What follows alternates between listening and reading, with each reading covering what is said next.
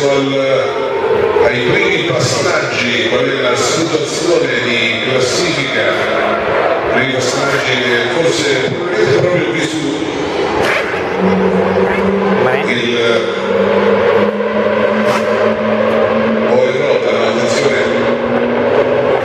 riusciamo a distinguere sui nostri monitor. Comunque tutto procede liscio e regolare, con vetture che procedono in fila indiana affrontando le curve in discesa e poi la salita che porta all'arrabbiata 1 all'arrabbiata 2.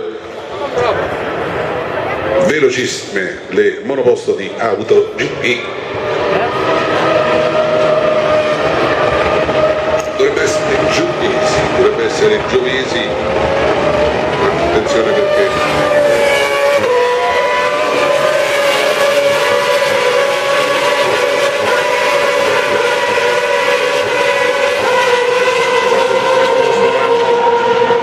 percorso abbiamo detti 1, abbiamo detti 2 e la musica che viene affrontata in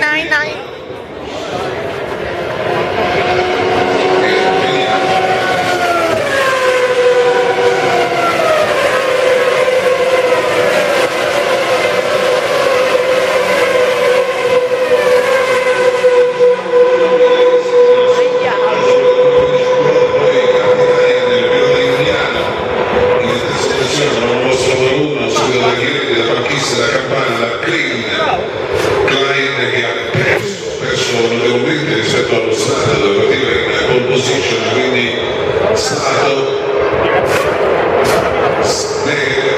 Van Buren, Roda, Bisoio, De Jong, Draghi e Lars. Queste 15 mosse in classe in questo momento sul traguardo al completamento del primo giro con Giovesi velocissimo, 43 per il pilota della monoposto numero 22 che partiva dalla quarta